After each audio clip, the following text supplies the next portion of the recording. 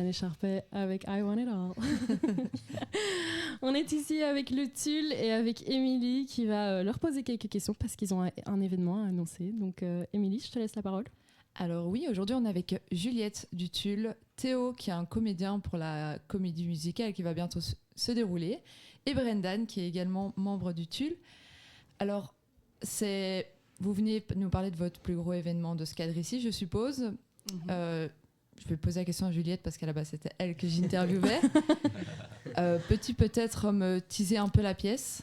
Alors oui, donc en gros, Chicago, c'est une comédie musicale qui se passe dans les années 20 et c'est l'histoire de Roxy Hart qui donc va absolument devenir une star du jazz et donc elle va tout faire, elle va rencontrer un homme qui va lui promettre de réaliser son rêve, sauf qu'au final il va lui mentir et donc elle va l'assassiner et elle va se retrouver en prison avec plein d'autres femmes qui veulent devenir des stars du jazz et ça va être un peu une compétition. Elle va surtout se retrouver en compétition avec une autre qui est un peu la star du moment et donc c'est vraiment ça, c'est Chicago les années 20 et compétition, chant, danse, voilà quoi.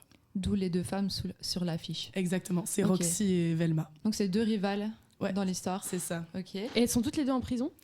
Oui, c'est ça. L'histoire se passe globalement en prison et en fait le but c'est de sortir de prison quoi, et donc de faire le plus beau show, etc. C'est les Monopoly.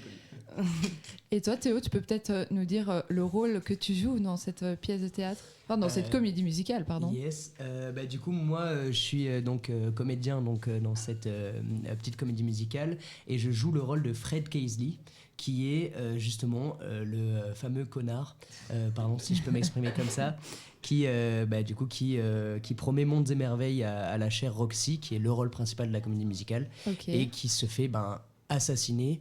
Et du coup, la cause de son départ à la prison, c'est moi. Voilà. Ok. Et est-ce que je peux vous demander pourquoi avoir choisi cette comédie musicale Chicago, qui a déjà été jouée à Broadway? Ouais, c'est ça. Et en fait, ça a été un long choix parce que du coup, on a dû se baser sur des trucs techniques, enfin des questions techniques et aussi des questions de public parce qu'on est quand même à Louvain-la-Neuve, c'est un public vachement étudiant. Donc de base, on avait pensé aux Misérables, puis on s'est rendu compte que peut-être niveau public, ça allait pas trop plaire. Et après, en fait, la première grosse idée, ça a été Grise. Grise, c'est vraiment ce qu'on voulait faire. Wow. On s'est dit, tout le monde connaît, gros titres, etc. Sauf qu'on n'a pas eu les droits. On n'a pas eu les droits, ils nous ont refusé les droits. Donc on a réfléchi et après, on s'est rendu compte qu'en fait, Chicago, c'est une pièce qui a été écrite bien avant les années 2000 et tout, mais qui est encore hyper actuelle aujourd'hui, quoi. C'est vraiment des femmes qui se battent, qui ont toute la gloire, toute la scène rien que pour elles. Il y a toutes des histoires de droit aussi en prison, et donc c'est vraiment une histoire qui a pas du tout mal vieilli et qu'on voulait remettre sur scène aujourd'hui. Et en plus, ça a été tourné en film. Oui. Il y a eu un film Chicago avec qui a gagné. Catherine Zeta-Jones qui joue dans Zorro aussi. Exactement, et qui a gagné plein d'Oscars. Du coup, on s'est dit que ça pouvait être chouette et que ça faisait une bonne pub et voilà. C'est une super idée en tout cas. Et pour tout ça, pour un événement de cette ampleur, il y a combien de participants dans le staff, les comédiens, musiciens, techniciens? Parce qu'il y a également un orchestre qui va jouer en live. Ouais, c'est une dinguerie. On a dans le staff, on est 16. On est 16 tulipes, on s'appelle comme ça. Okay. Wow. 16 tulipes. On a recruté on a fait des auditions pour 24-25 comédiens qui chantent, dansent, jouent. On a un orchestre live de 18 maintenant, parce qu'on n'arrête pas de rajouter des musiciens. C'est un peu un puzzle, mais voilà, donc on a 18 musiciens. Et techniciens, on est 10, je pense, c'est ça? Ouais, une dizaine. Oui, voilà. Vous pouvez vous le permettre en plus, parce que vous avez le La Magna comme scène. Ouais, c'est ça. Ouais. C'est pas grave si t'as pas de retour. Et comment avez-vous adapté le spectacle justement aux spécificités de La Magna?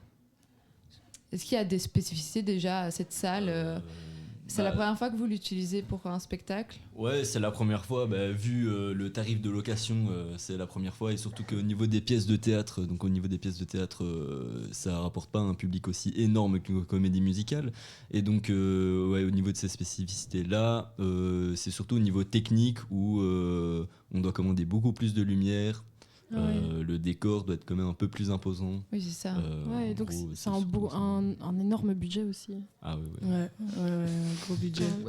Et vous préparez tout ça depuis combien de temps? Depuis l'année passée. Ça va faire un peu plus d'1 an. Ah oui, quand même. On a eu l'idée l'année passée. Ça s'est confirmé. Ouais, on a eu l'idée en décembre, et ça s'est vraiment confirmé début du Q2 de l'année passée. Et après, vraiment voir si c'était possible, quoi. Regarder Lola Magna, commencer les auditions, etc. Mais alors qu'en plus, à ce moment-là, vous étiez encore occupé avec la pièce du Q2 de l'année passée? Non, normalement, en fait, nous, c'est la première fois qu'on fait un truc en mai. Le Tulle, il s'occupe globalement du festival Universatile. Qui dure 3 semaines. C'est ça, les 3 premières semaines du quadrille. Et après, normalement, on fait rien. On a quelques petits événements, on a le café-théâtre, le seul en scène. Mais sinon, notre grosse partie du quadrille s'arrête en S3. Et là, cette année, c'est pour les 25 ans de l'UCL. Enfin, les 25 ans du Tulle, pardon. Les 25 ans du festival même. Et les 600 ans de l'UCL, c'est ça. On s'est dit, vas-y, quoi. Et en plus, on a des fans de comédie musicale, comme par exemple Brendan Jacobs, juste à ma gauche. Et du coup, c'était une première affaire, un peu un défi à se lancer au Tulle, quoi. Ok.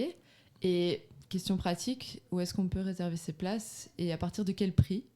Parce que peut-être qu'il y a un prix pour les étudiants. Ouais, on a des tarifs étudiants. Donc en gros, les tarifs étudiants sont chaque fois 5 € moins chers. Donc les places fonctionnent en fonction de la qualité de la place, quoi. Donc les meilleures places sont à 20 € pour les étudiants, 25 pour les adultes. La classe en dessous, c'est 15-20 et encore en dessous, c'est 10-15. On ne conseille pas la dernière classe parce que c'est dans les balcons. Je ne sais pas si vous avez déjà été à Lola Magna.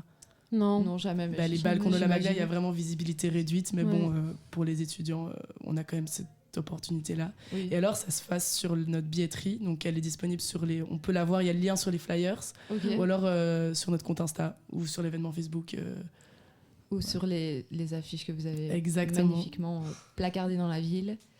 Et alors, l'événement, ça se passe le 6, le 7 et le 8 mai, si je ne me trompe pas. 6, 7 et 9 mai. 6, 7 et 9, ok. Ouais. Et c'est au soir, 19h30 alors? Exactement, oui. Ok, voilà. J'ai l'affiche devant mes yeux. 19h30, ça termine aux alentours de 22h, il y a un petit entracte. On propose aussi aux gens de prendre un peu de nourriture. Donc on est en collaboration avec un restaurant qui s'appelle Les Saveurs du Siam. Je ne sais pas si vous voyez, c'est juste à côté du Goldway. Oui. Et donc vous allez pouvoir avoir la chance de prendre un plat pour 8 €. Alors que normalement ça coûte 10 € là-bas.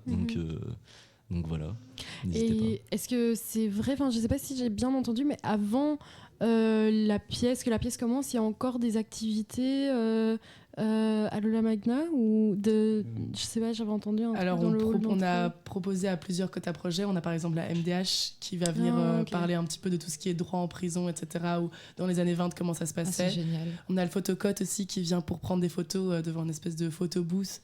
Comme ça, vous pouvez venir prendre des photos. Après, comme c'est dans un mois, on est encore en discussion avec d'autres quotas projets.